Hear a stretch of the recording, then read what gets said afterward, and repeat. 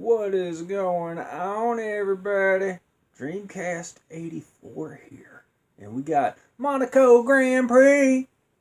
Now, this is another racing game. We just covered Metropolis Street Racer. So, we got Monaco Grand Prix. I looked on the insert, and there is some sort of 1950s retro mode. And I want to try that one out. And yeah, there's not much to say about this one because these kind of realistic type racers, although they are highly regarded, they're not my personal favorite because, I just like arcade type stuff. Like I like Hydro Thunder and, stuff like that. And, Looney Tunes Space Race and all that, Pen Pen Triathlon, we've already covered this. But Monaco Grand Prix, I don't know, man. I'm not going to whip out the race controller. I'm just going to do the regular, controller. With most Dreamcast games, just the regular stock controller. It's kind of the way to go. Kind of the way to go. This is a long intro. Coffee, as always. Monaco Grand Prix.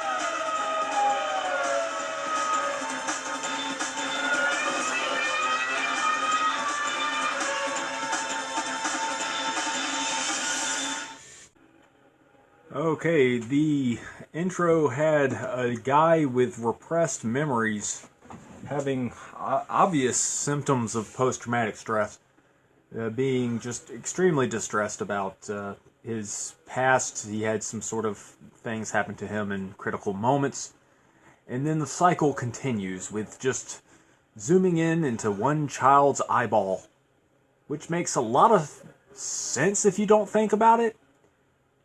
Let's do one player. Arcade simulation retro. Let's do the 1950s. Let's do the buggies. Oh man, I don't know if I want that buggy. Maybe it's the only buggy that I can do, but that's okay. Let's see, can we do? Okay, we can do different people, but they're basically the same probably. I don't know, there's a blue one. Okay, why is there different names but the same cars? I don't understand. I'll try this one. Okay. Configure. Gear up and gear down. B, right trigger. To accelerate. Okay, cool. I'll figure everything else out. Yeah, okay, cool. I'm easy. Let's do this. Alright, we have to save. We absolutely have to save. Okay. If I just hit the start button, I suppose that'll start things up. 1950s. Looks like it's more 1930s or 40s, but, hey, let's not, nitpick too bad here. We are loading. We are definitely loading. Alright. The Ubi race. This is back before Uber. It was the precursor to Uber. People used pagers instead of cell phones for texting. People had beepers back in the 1950s. This is accurate information. And the barnyard race begins when it feels like it. Are you ready? Ready for the race? Are you ready?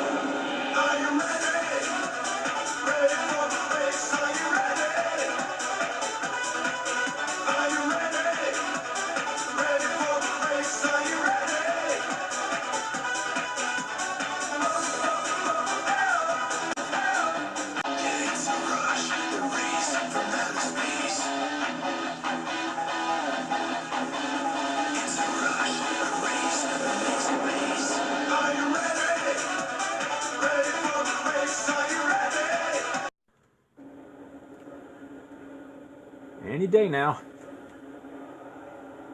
Okay, let's go. Oh, okay. Okay, I'm holding down the right trigger. And let me tell you, this is better than Spirit of Speed. Just already, I can tell. Even the rumble feature is pretty sweet. I got a new rumble pack. I need to take a picture and just include it in with this video, but the steering is bad. You need to feather that gas, by the way. And I'm already still in front of everybody. This is incredible. The people in the audience in the beginning, they look like just a carpet of just, you know, flesh color. It's just a drapery of, you know,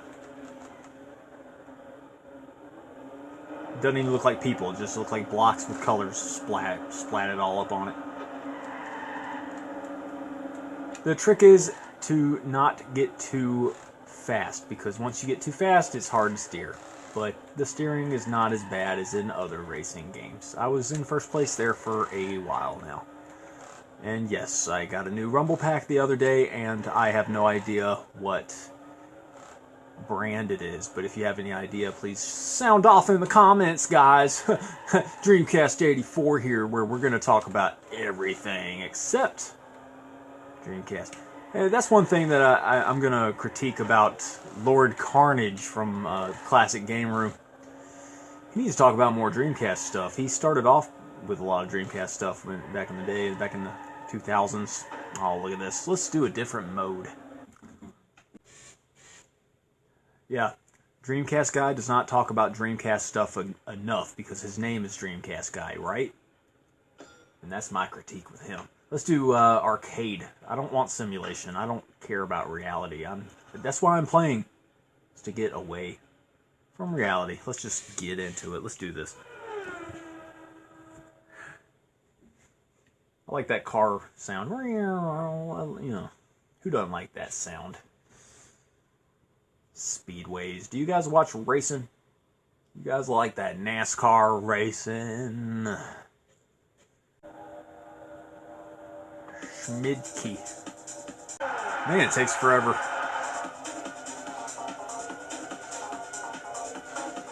Well, this is what the game's all about. Let's put that brake down so we can make this turn.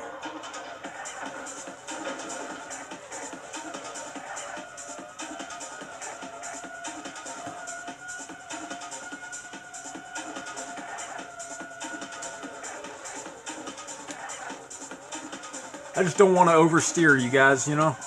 And look, here I am doing what I just said I was trying not to do. See, I'm hitting the brake and then trying to stay on track, because you can get derailed incredibly easy if you're not too careful. This is Formula One racing, which is a genre of racing that I'm not that familiar with. Now, I'll tell you what is awesome, though. Monster truck racing. Let me tell you, I'm upside down. Monster truck racing is awesome to look at. I can watch monster truck racing on mute. If it's on in the background, I'm looking. You know, if I'm hanging out at Hooters or Buffalo Wild Wings or Dave and Buster's or, you know, one of those grease pit hellholes.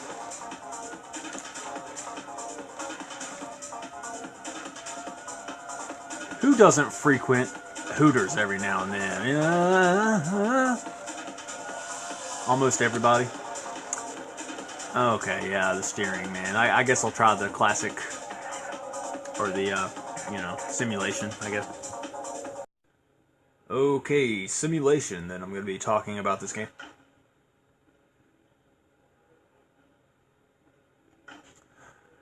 So, apparently, Metropolis Street Racer is a favored game. This one is not talked about as much. And I just don't get it. A lot of these racing games are just, you know, not up my alley. I don't really understand them. I suppose the more you play, the more fun it can be, because you get used to the tracks. And I think that's just a big part of racing games in general. You got to know your tracks. You got to know your car. and you got to find the right car that is right for you. I feel like a lot of times when I start racing games like this, it just kind of starts you off with the wrong kind of racers. That's why I try to go to, it starts you off with the wrong kind of car. Because sometimes you got to, like, earn parts and stuff and get upgrades and whatever. And that's all well and good, but with this one, I'm not so sure how it works. I think it's all in how you pick them. Maybe you can upgrade, but all I'm saying is that, just it's just kind of all in the name. It's Formula One. You got to know the right formula, right? And look at the crowds. It's just blocks of colors. It's nothing. The graphics for the backgrounds are not the best. So I don't know. I've seen better looking racing games. This is on the upscaler, and it's just like whatever, right? Oh, okay, I'm just yammering. Let's go sometime yesterday. Okay. All right. Okay. So this is the simulation version. Now, how is this different from arcade? Because this looks about the same. Okay, oversteered, not too bad. Not too bad. Oh, I kind of like this a little bit more than, Metropolis Street. It's just, I don't know. Now I say that at the worst time. But look at these look, that's me standing right there. I'm one of those people. I feel like one of those people. Because they're just, there. And they question their own mortality and spirituality and everything. They're wondering what the world is about while the clouds just slowly move. I'm not good at this game. And I forgot what I rated Metropolis Street Racer at. Let me pause the game and see what I did. Okay, here's the score. I gave Metropolis Street Racer an 8 because it's a kind of a favored game. I'm thinking that Metropolis Street Racer probably is a little bit better than this game. I said that this was better. So, I don't know how I feel exactly, and I'll just give this one an 8 as well because... Yeah, I'm just going to give this one an 8 because, I don't know. I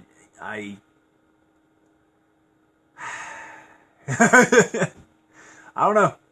I'll give this one an 8 as well.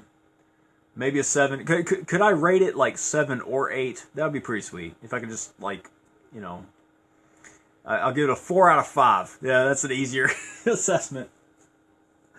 I don't know, man. Just rating this game is just kind of rough because it's just not my type of game. Like, a lot of these reviews are just for games that I'm just going in alphabetical order. Doing the random Japanese review here and there. Spicing things up that way, but yeah, right on. 7 or 8 out of 10. Thanks for watching.